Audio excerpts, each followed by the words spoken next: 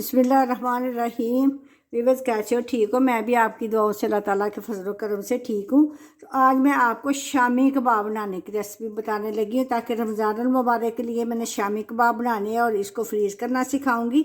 ये मैंने 1 किलो दाल सुबह की लेके मैं 5-6 घंटे इसको लगाया, भिगोई हुई है। अब मैं इसका पानी निचोड़ के तो अब कुकर के अंदर डाल दिया। ये 1 किलो मैंने गोश्त बोनलेस सीने का गोश्त मैंने ले लिया, वो मैं इसके अंदर डाल देने लगी हूँ। बिस्मिल्लाहिर्रहमानिर्रहीम।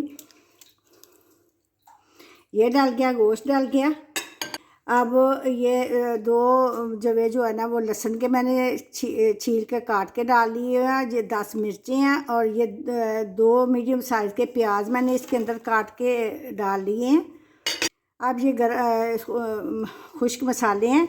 ये 2 टेबल स्पून भर भर के दरा मिर्च की हैं, 1.5 टेबल स्पून नमक है, 2-3 टेबल स्पून सूखा धनिया है दरदर किया हुआ, और एक भरा हुआ बड़ा टेबल स्पून जो ना वो सुरख मिर्च मैंने इसके अंदर डाल दी है।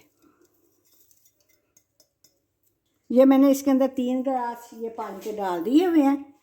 तो अब मैं इसके ऊपर ढकना दे के तो इसको बंद कर देने लगी हूँ। ये देखो मैंने इसके ऊपर ढक्कन दे दिया, ऊपर मैंने इसका वेट रख दिया और अब मैं इसको चूल्हे के ऊपर रख देने लगी।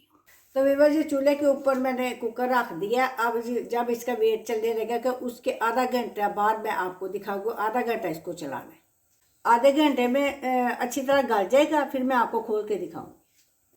तो वीवर कुकर मैंने खोल लिया और दाल गल गई है। अब मैं इस कढ़ाई के अंदर इसको ट्रांसफ़र कर देने लगी हूँ। बिस्मिल्लाहिर्रहमानिर्रहीम।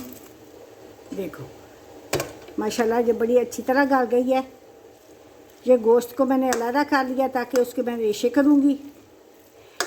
ये इसको थोड़ा सा ठंडा होता है और गोश्त के मैं रेशे कर लूँ, फिर मैं आपको दिखाती हूँ। तो भी गोश्त में ठंडा होने के लिए रख दिया। ये 1 टीस्पून ज़ीरा है, 1 टीस्पून अजवाइन है और 1 टीस्पून चाट मसाला है।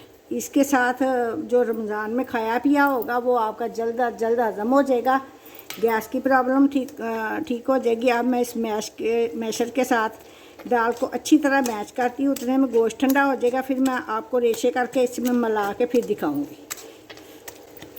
ऐसे मैं इसको मैश अच्छी तरह कर लेती हूँ तो फिर मैं आपको दिखाती हूँ। ये देखो गोश्त की मैंने हड्डियाँ जो है ना वो अलहदा कर ली हैं, और अब जो गोश्त के रेशे किए थे वो मैं अब इसके अंदर डाल के इसको खूब अच्छी तरह जो है ना वो मैश करने लगी। मैश के साथ इतना मैश करना है कि दाल का कोई दाना नज़र ना आए।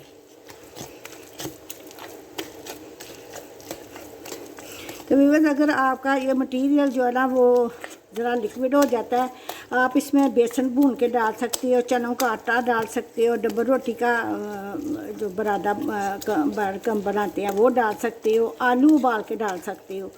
जो भी आप डालना चाहो आपके पास वो आप डाल सकते हो।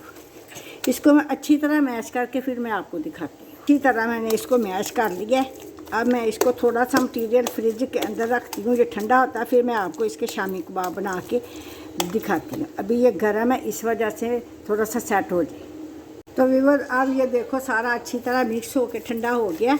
अब मैं इसका आपको शामी कबाब बना के दिखाती हूँ। ये सांचा भी ले सकते हो आप, इस तरह के सांचे भी है और उसके साथ भी आप बना सकते हो, वैसे हाथ के साथ भी आप बना सकते हो, जिस तरह भी आप इजी आप बना सकते हो आप बना लो। ऐसे इसके साथ बनाओगे तो बिल्कुल एक जैसे जो है ना वो बनेगी। ये देखो माशाल्लाह ऐसे इसको ठीक कर लिया, प्लेन कर लिया। तो आप इस सांचे के साथ बनाओगे तो बिल्कुल एक जैसे बनेंगे। ये देखो इस तरह मैंने सारे जो है ना वो शामी बना लेंगे, बना के फिर मैं आपको दिखाती हूँ। तो व्यूअर ये देखो मैंने बना के आपको दिखा दी है।